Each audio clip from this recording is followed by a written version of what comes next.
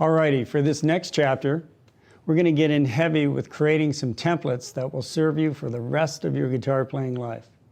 But first, I'm going to have to delve into a little more music theory here. Any vocabulary, be it scale, chord, or arpeggio, can be discussed in terms of number formulas. This kind of music theory, it's pretty prevalent these days, so I'm sure you've been exposed to these formulas in magazine columns or various books, the internet or whatnot. Now the numbers in these formulas correspond to the notes in the major scale. And that formula is simply 1, 2, 3, 4, 5, 6, 7. Each scale degree is numbered in order. So for example, in the key of C major, C is 1, D is 2, E is 3, F is 4, G is 5, A is 6, and B is 7. Now it doesn't matter what key you're in, it's always numbered that way. So here's the cool thing. All formulas you'll ever see are a reference to that major scale formula. So if you have the formula 1 flat 3 5, that's the formula for a minor triad. So in the key of C, those notes would be C, E flat, and G. The 1 is the first note of C major scale, C. The 3 is E, but the minor triad formula has a flat 3, so that gives you E flat. And the 5 of the C major scale is G, C, E flat, G, 1 flat 3 5. The formula is the recipe, and the scale degrees, they're the ingredients. Okay, another example is 1, 2, 3, sharp 4, 5, 6, 7. That's the formula for the Lydian mode. Again, in the key of C, this would be the notes C, D, E, F sharp, G, A, and B. 1, 3, flat 5, flat 7 is the formula for a dominant 7 flat 5 chord, when that translates to C, E, G flat, and B flat. So all you really need to spell any scale, chord, or arpeggio is a list of all their formulas and a list of the notes of the major scales in all 12 keys. Now you can easily find these things with an online search. So I'm really doing a crash course in music theory here, so don't worry if you're not grasping these concepts right away. Now, what does all of this mean to your attainment of fretboard mastery? Well, since all these formulas are based on the numbered major scale, if you could see where all the 1s, 2s, 3s, 4s, 5s, 6s, and 7s were on the fretboard, just like you can see where all the note names were, then you can build any scale, chord, or arpeggio right on the spot, no matter where your hand is positioned. So how cool is that? You're not sure how cool that is. Well, the greatest thing about these templates I'm about to show you is that even if you don't understand any of this theory at first, if you do these drills and just program the information into your mind and your fingers, then when you do study theory, the whole fretboard will just light up for you and everything is just going to fall right into place. So here are the templates. We have to use some scale patterns here, and there's lots of varieties of scale patterns on the fretboard. I'm just going to pick the most standard ones. You can really apply this to any set of patterns that you favor. But let me show you those patterns real quick so you know each of the 5 scale patterns. And again, we're going to do this in the key of G. The first one here starts on the 6th string. I'm just going to say them in terms of fingering, 1, 2, 3, and 4. I think that will be the quickest as I go across the strings from low to high. So 1, 2, and 4. Starting in the 2nd position here. 5th string, 1, 2, 4. 4th string, 1, 3, 4. 3rd string, 1, 3, 4. 2nd string, 2, 4. And 1st string, 1, 2, 4. So there's pattern number 1. Let's do the next pattern.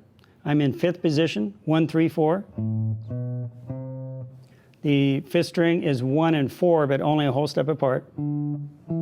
That fingering enables you to do the position shift here, the 4th position on the 4th string, 1, 2, 4. You have 1, 2, 4. 1, 3, 4. 1, 3, 4. So that had a position shift to the 4th position on the 4th and 3rd strings. Next pattern is all in the 7th position. We have 1, 2, 4. 1, 3, 4. 1, 3, 4. 1, 3. 1, 2, 4. 1, 2, 4. Next pattern up, we're going to be in 9th position, and then we're going to switch to 10th position for the last couple of strings. Start off here on the 10th fret, 2nd finger, 2, 4, 1, 2, 4, 1, 2, 4, 1, 3, 4. I'm going to switch to the 10th position on the 2nd string, 1, 3, 4, and then 1 and 3 on the 1st string. Okay, final pattern, we're going to be in 12th position for most of it. And starting with the 1st finger, 6th string, 12th fret, we have 1, 3, 4. And then 1, 3, 4. 1 and 4, but a whole step apart, which enables the position shift to the 11th position for 1, 2, and 4. Then we're back to 12th position, 1, 2, 4. And then we have finally 1, 3, and 4. Those are very common patterns. Let me go through them again for you, up and down, so you can see how they lay out again.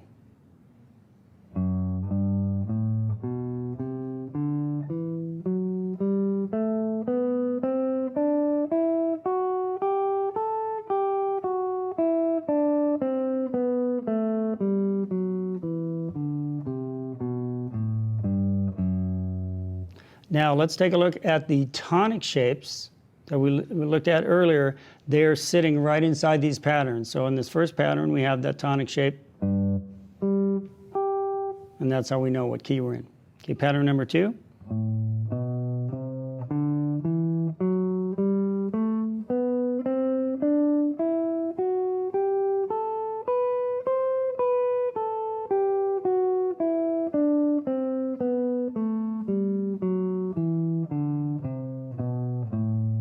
So remember, these are in the key of G. Here's the G tonic shape. Next pattern.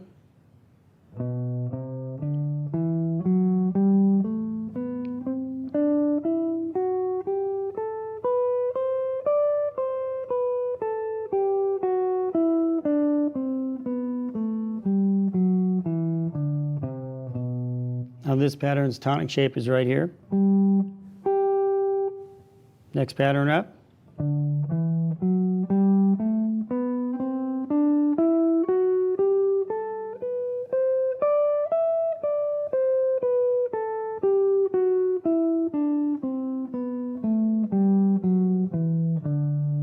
Tonic shapes right here.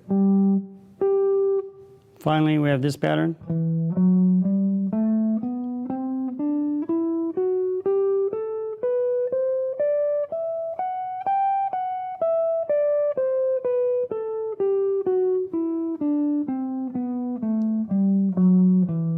We have 3 tonics in this pattern right here.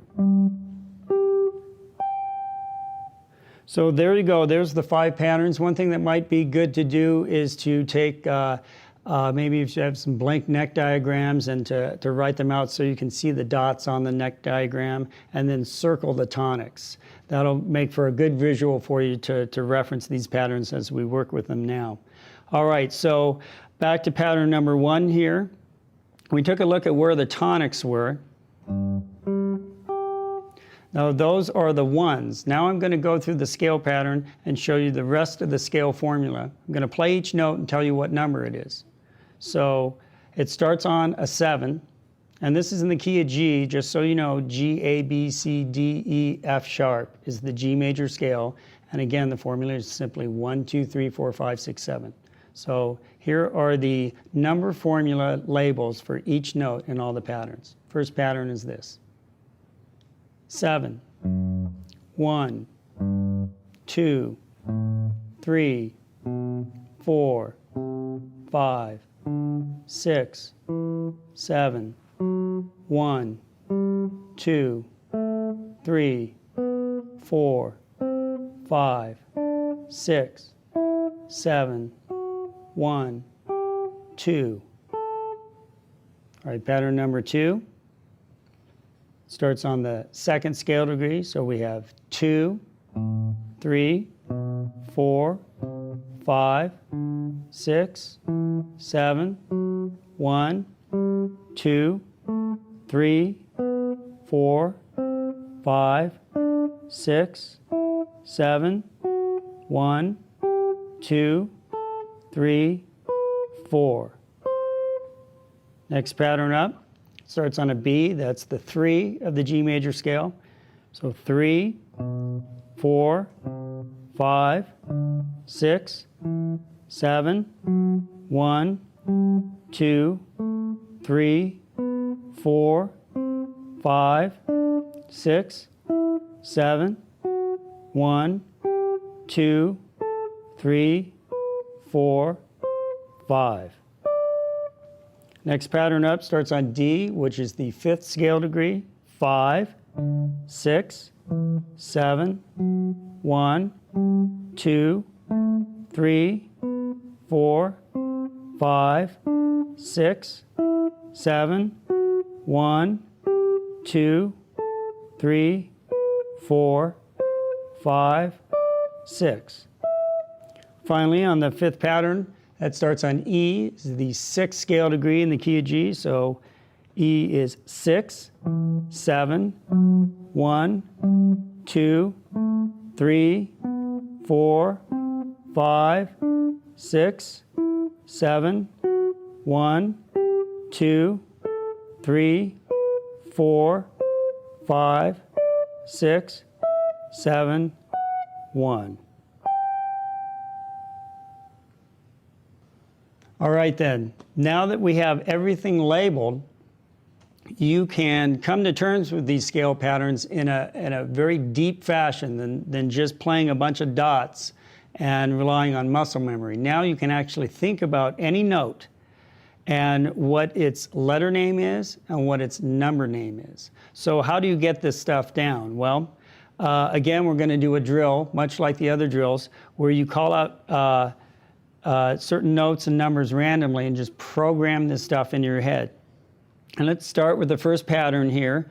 And, going through an order like I just did up and down is certainly a great way to warm up. Your brain will quickly realize that you're just saying numbers in order and letters in order. So we want to mix it up a little because that's what playing music is all about. Remember, it's that response time and whatever comes at you. When we're playing music, we want to be able to freely create and improvise and play in the moment.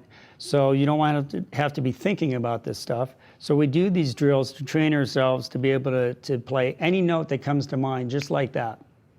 So the drill is kind of a simulation of that situation. So if I were to sit with pattern number 1 and say, I'm going to play all the 2s. I'll play all the 4s. Play all the 5s. Play all the 7s. Play all the 1s.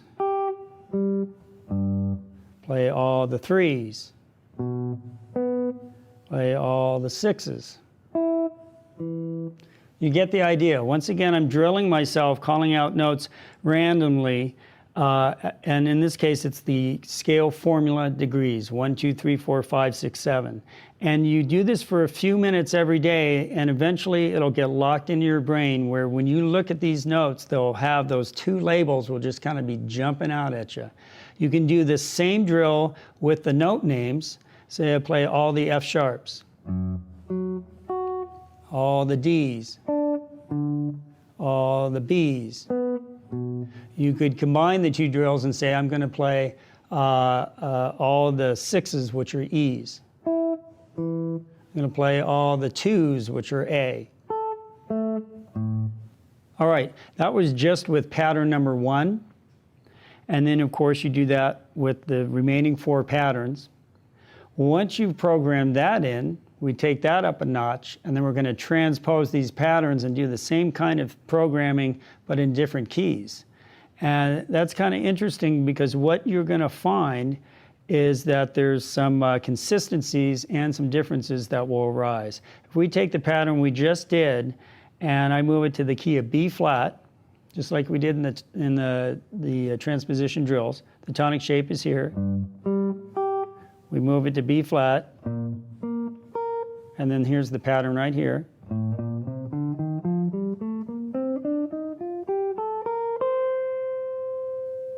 So if you do this drill and say, where are all the ones? B flat is the one. Where are all the fives? And that's the note F. Where are all the threes?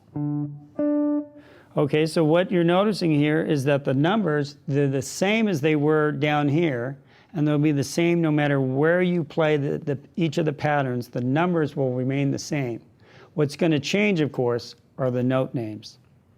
So if you say play all the twos, which are C. So it was the same thing when I said the twos down here in the key of G,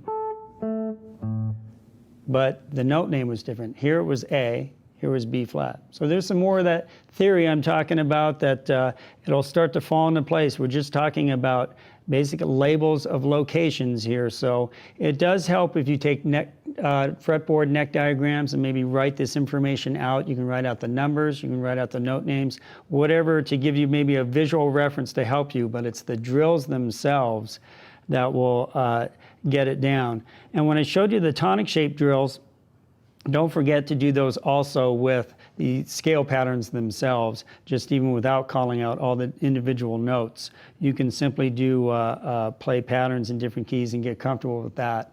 Then you can start doing these kind of drills with the note names and whatnot. So it's a lot of information, but if you take it step by step, a little bit at a time, you'll get to the point where you're 100% on it. And then, the punchline here with all this work, it's about being able to, when you're playing music, you can look down at the fretboard or even do it in your head. You know what everything is called and what its function is. When I say function, I'm referring to that number. And then the more you study theory and improv concepts and chordal concepts, all these different things we can explore, you'll find that by already having the fretboard labeled and mapped out in this way, then it all falls into place.